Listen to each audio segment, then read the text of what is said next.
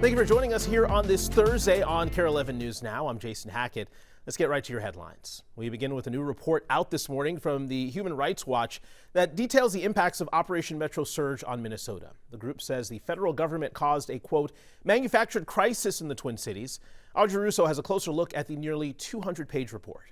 This report includes interviews from more than 130 people, including immigrants, legal experts, current and former government officials.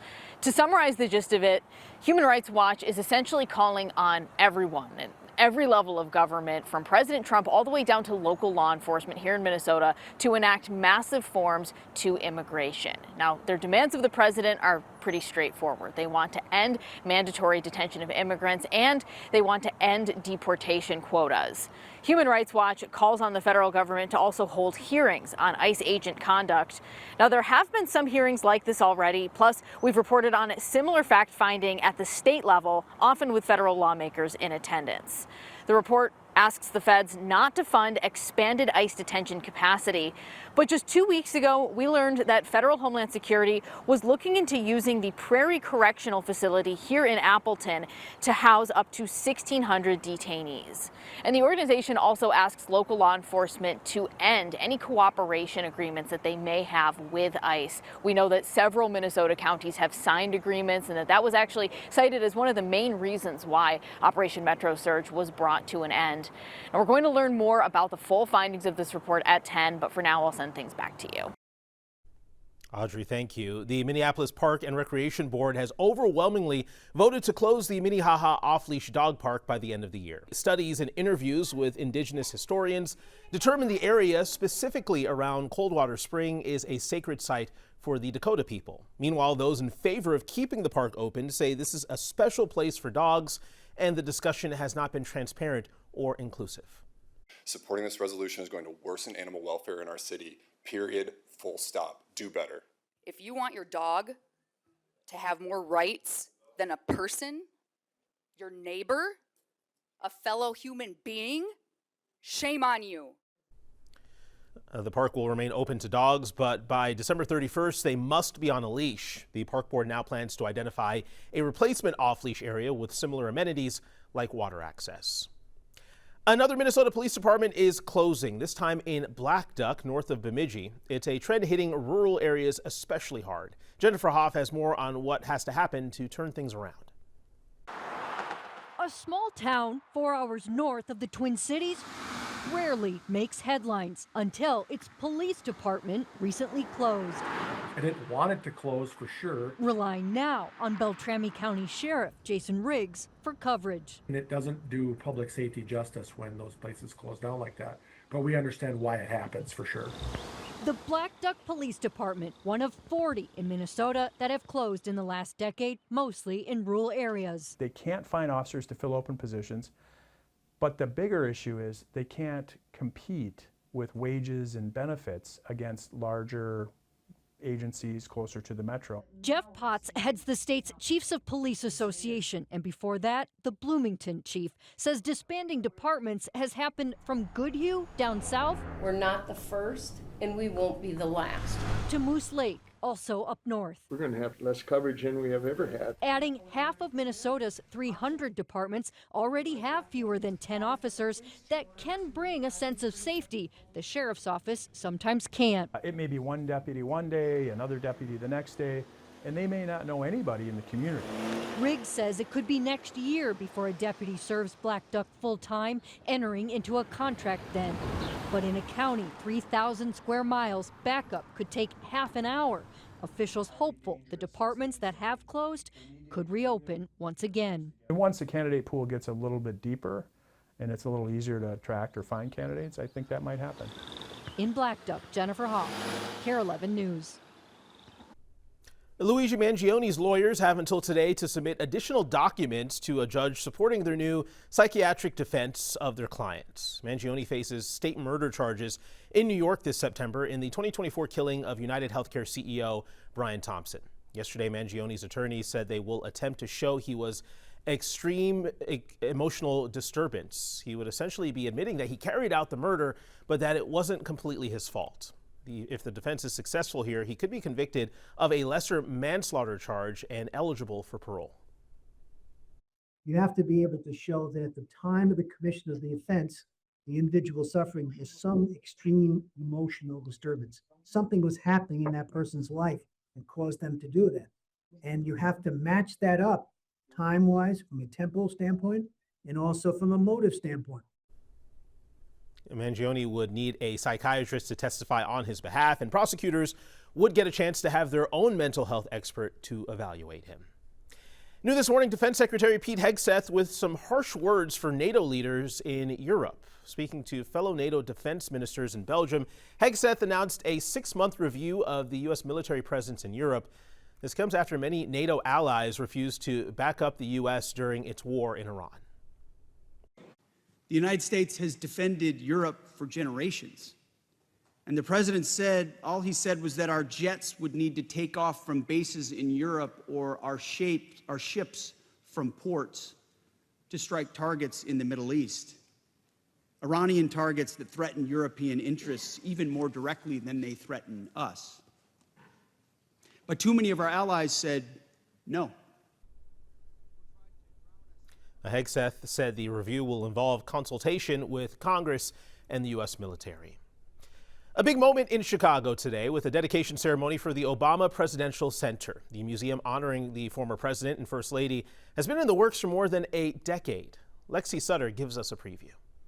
The 8th-floor, $850 million Obama Presidential Center is a living museum on the south side of Chicago. Designed to be different than a traditional presidential library, this space goes beyond archives and artifacts. For us to be able to situate all those lessons learned, all the values that we tried to project and embody during the 8 years we were in office together, for us to be able to give that to this community is really important to us. Here you can see an exact replica of the Oval Office, styled just as Obama had it during his 2 terms. There's also a basketball court, vegetable garden, public library, and auditorium, along with exhibits highlighting the president's accomplishments and even controversies. I think we tell the story as honestly and truthfully as we can.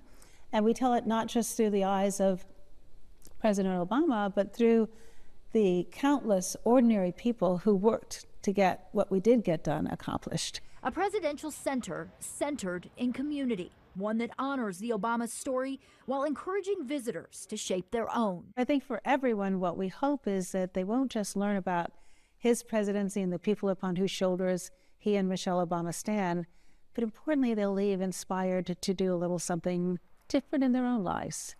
Now, leaders here at the Obama Center tell me they're expecting about 1 million people to come through the doors just in that first year. Though if you are planning a trip to Chicago to come yourself, you'll want to double check for tickets because I checked today and you can't get a ticket until early November.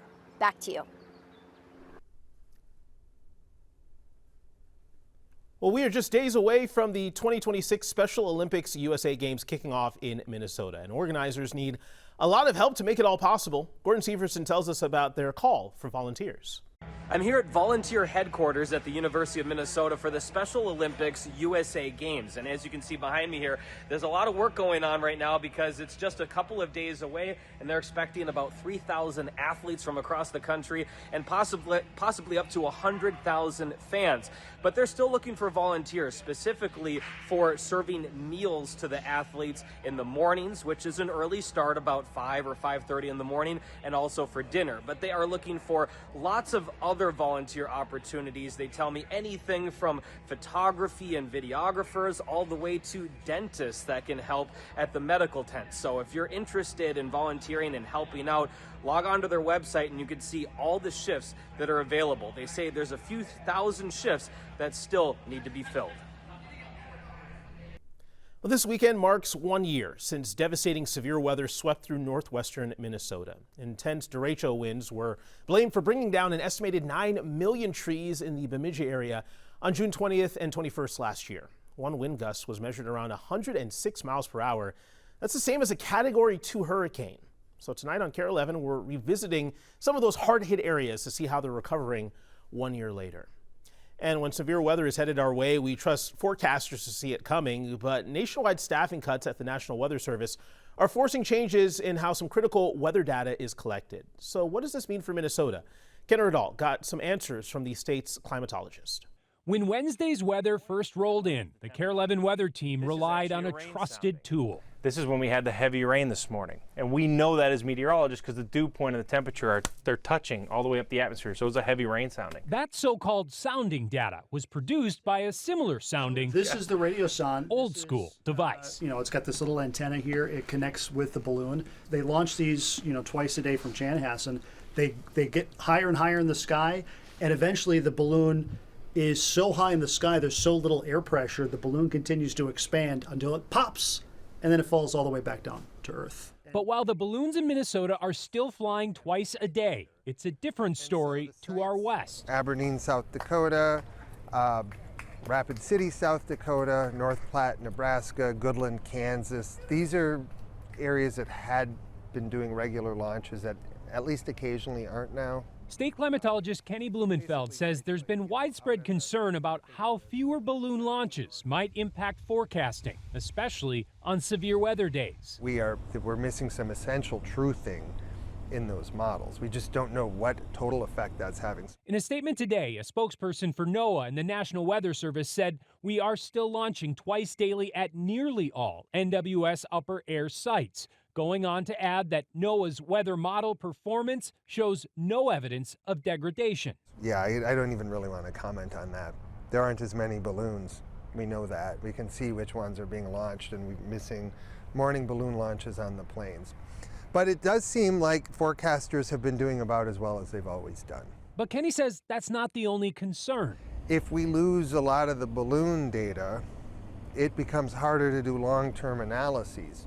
How do we understand what's been happening to the atmosphere over time if we don't have measurements for it? As for our forecasting, over 98% of all weather is actually gathered by our high-powered satellites now. Chief Meteorologist John Ziegler says airplane readings have also helped supplement the data provided by balloons. But he says he's still concerned by what a decrease in launches says about what's on the horizon. I think the main concern is, okay, they're going to cut that.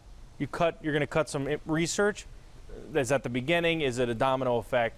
Weather's a research field. It's no different than cancer research. We haven't perfected weather. So why would you want to limit the data? Stick with us. More news and weather coming up after the break.